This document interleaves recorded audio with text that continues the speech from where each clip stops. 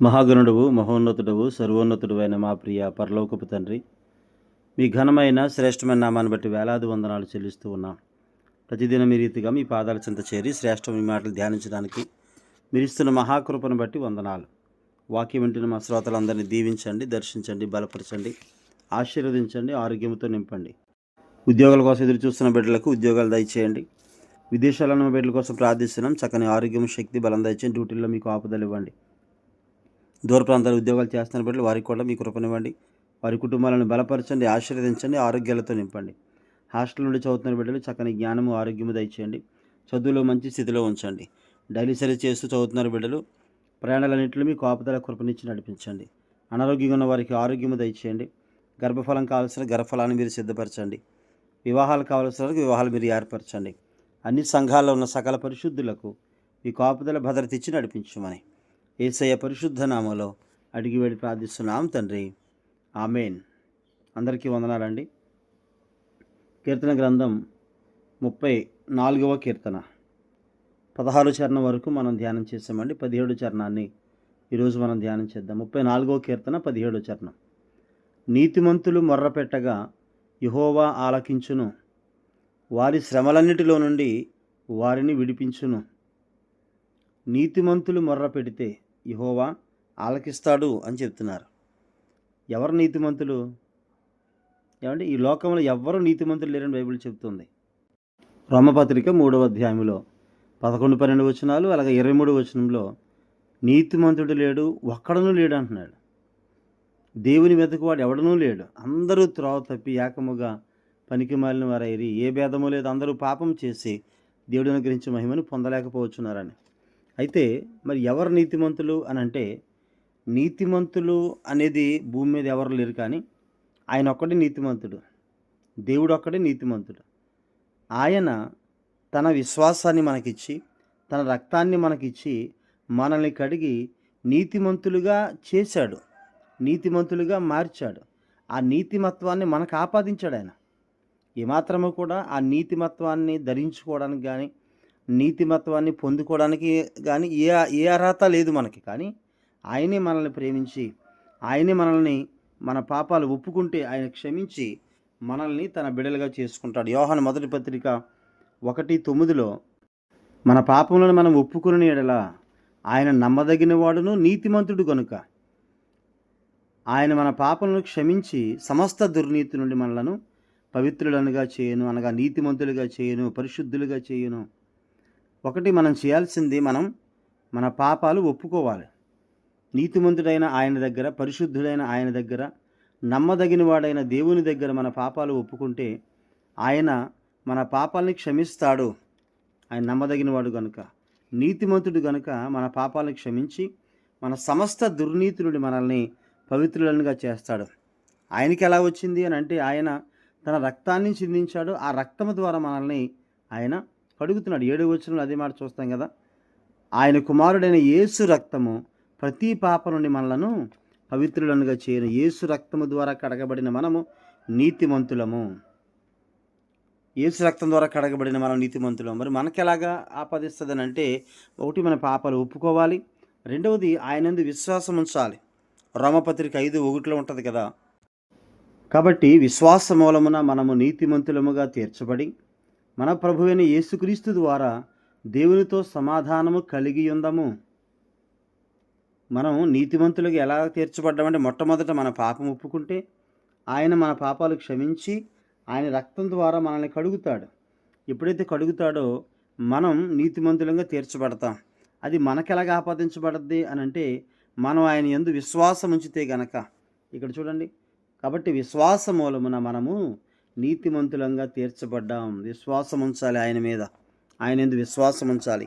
యేసు రక్తంతో నన్ను కడుగుతాడనే విశ్వాసము ఉంచితే గనక ఖచ్చితంగా దేవుడు మనల్ని నీతిమంతులుగా తీరుస్తాడు. అలా నీతిమంతులంగా ఎవరమైతే మన జీవితాలను మార్చుకొని, పరిశుద్ధపరచుకొని, నీతిమత్వాన్ని కలిగి మనం జీవిస్తూ ఉంటామో వాళ్ళు చేసే ప్రార్థన అంటున్నాడు. 34:17లో నీతిమంతులు మొర్రపెట్టగా యెహోవా ఆలకించును.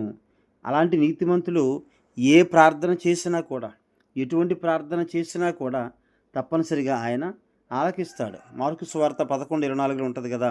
మీరు ప్రార్థన చేసేటప్పుడు అడుగుచున్న వాటి నెలను పొంది ఉన్నామని నమ్ముడి, అప్పుడు అవి మీకు కలుగును అని చెప్తున్నాడు. కాబట్టి నీతిమంతులంగా మనం తీర్చబడి, ఆయన నీతిమత్వాన్ని మనం ఆపాదించుకొని నీతిమంతులంగా మనం మార్చబడి యెహోవాకు ప్రార్థన చేస్తే, దేవునికి ప్రార్థన చేస్తే తప్పనిసరిగా ఆయన ఏం చేస్తానంటున్నాడండి, వారి శ్రమలన్నిటిలో నుండి వారిని విడిపించును. మన శ్రమలన్నిటిలో నుండి ఆయన ఏం చేస్తాడంటండి, మనల్ని విడిపిస్తాడంట. 37వ కీర్తన 25వ చరణంలో కూడా ఆ మాట మనం చూడవచ్చు. నేను చిన్నవాడనై ఉంటిని, ఇప్పుడు ముసలివాడనై ఉన్నాను, అయినను నీతిమంతులు విడవబడ్డం కానీ వారి సంతాన భిక్షమిత్రుడి కానీ నేను చూచి ఉండలేదు. నీతిమంతులను దేవుడు ఎప్పుడు విడిచిపెట్టడు, వాళ్ళ చేయి పట్టుకుంటాడు.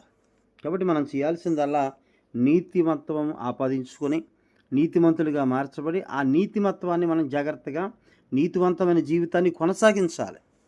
నీతివంతమైన జీవితాన్ని మనం జాగ్రత్తగా కాపాడుకోవాలి. మనం ఉన్నది లోకంలో ఎన్నో రకాల శ్రమలు, శోధనలు, ఇబ్బందులు వస్తాయి. యథార్థంగా నిలబడిన వాడికి, నీతిమంతంగా నీతిగా జీవించే వాడికి, నీతిమంతుడికి. కాబట్టి నీతిమంతులు కలుగు ఆపదలు అనేకములు, అయితే ఆయన వాటన్నిటిలో నుండి వానిని తప్పించునని దేవుని వాక్యం మనకి తెలుసు. కాబట్టి ఆయన నీతిమంతుల ప్రార్థన ఆలకించేవాడు. ఆలకించడం అంటే వాటికి జవాబులు ఇవ్వడానికి. పాపిగా మనం ప్రార్థన చేసినా ఆలకిస్తాడు. అయితే మనం చేయాల్సింది ఏంటి, మన పాపాలు ఒప్పుకోవాలి. ఒప్పుకుంటే మన పాపాలను క్షమిస్తాడు, మనల్ని పరిశుద్ధపరుస్తాడు, ఆయన రక్తంతో మనల్ని కడుగుతాడు. ఆ నీతిమత్వానికి, నీతివంతులకి దేవుడిస్తున్న వాగ్దానాలు ఇందా చూసాం కదా మనం. సంతానం భిక్షమెత్తడం కానీ, ఏమండి, వాళ్ళ సంతానాన్ని దేవుడు విడిచిపెట్టడం కానీ ఎప్పుడూ జరగదంటండి. కాబట్టి నీతిమత్వాన్ని జాగ్రత్తగా పొందుకుని కాపాడుకుంటూ ముందు కొనసాగుదాం. 145వ కీర్తనలో కూడా ఒక మాట మనం చూస్తామండి. 19వ చరణంలో, తన యందు భయభక్తులు గల వారి కోరిక ఆయన నెరవేర్చును, వారి మొర్ర ఆలకించి వారిని రక్షించును.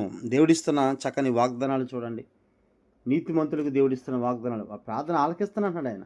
తప్పనిసరిగా నువ్వు ప్రార్థన చేస్తే, నీతిమంతుడిగా నువ్వు ప్రార్థన చేస్తే నీ శ్రమలన్నిటి నుండి నేను తప్పిస్తాను అని చెప్తున్నాడు ఆయన. అలాగే 92:12 కీర్తనలో 92:12 అండి. నీతిమంతులు ఖర్జూర వృక్షము వలె మొవ్వు వేయుదురు, లెబానోను మీది దేవదారు వృక్షము వలె వారు ఎదుగుదురు. ఖర్జూర వృక్షములాగా మొవ్వు వేస్తారంట నీతిమంతులు. ఖర్జూర వృక్షములాగా మొవ్వు వేస్తారు. ఖర్జూర వృక్షం ఎలా అయితే మొవ్వు వేస్తుందో అంటే వాడిపోవడం కానీ ఎండిపోవడం కానీ ఉండదు. అలాగే కీర్తన 1వ అధ్యాయంలో కూడా ఆ మాట మనం చూస్తాం కదండి. ఎవరైతే దుష్టుల ఆలోచన చొప్పున నడవక, పాపుల మార్గం నిలవక, అపహాసాలు కూర్చుని కూర్చుండక, ధర్మశాస్త్రం ఆనందించేవాడు ఎవరైతే ఉన్నారో, దివారాత్రం దాన్ని ధ్యానించబడుతున్న వారు నీటి కాలువల ఎవరు నాటబడినదై ఆకు వాడక తన కాలమందు ఫలమిచ్చు చెట్టు వలె ఉండును. అలా నీతిమంతుల మార్గము యెహోవాకు తెలియను అని చెప్తున్నాడు.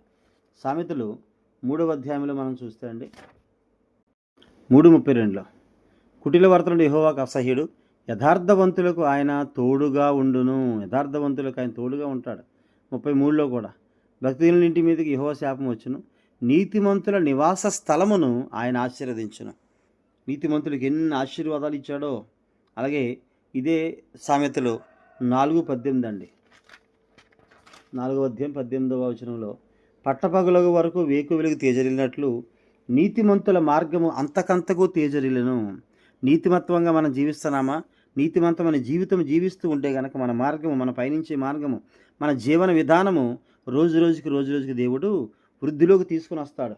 ఒకప్పుడు అప్పులేమో, ఇప్పుడు ఒక్కొక్కటి అప్పులన్నీ తీరిపోయి దేవునిలో బలంగా ఉంటాం. ఒకప్పుడు శోధనేమో, ఇప్పటికీ దేవుడు అవన్నీ కూడా తొలగించి అద్భుతంగా మనల్ని దేవుడు నిలబెట్టువాడై ఉన్నాడు. అలాగే 12:13 అండి. ఇదే సామెతల గ్రంథం 12వ అధ్యాయం 13వ వచనంలో, పెదవుల వలన దోషం అపాయకరమైన ఊరి, నీతిమంతుడు ఆపదను తప్పించుకునే మార్గాన్ని దేవుడే ఇస్తాడు నీతిమంతుడు. అలాగే 27లో మనం చూడొచ్చండి. ఇదే సామెతల్లో యెషయా గ్రంథం 3:10లో చూడొచ్చు. మత్తయి సువార్త 13:43లో అంటే నీతిమంతులకు దేవుడిస్తున్న ఆశీర్వాదాలు.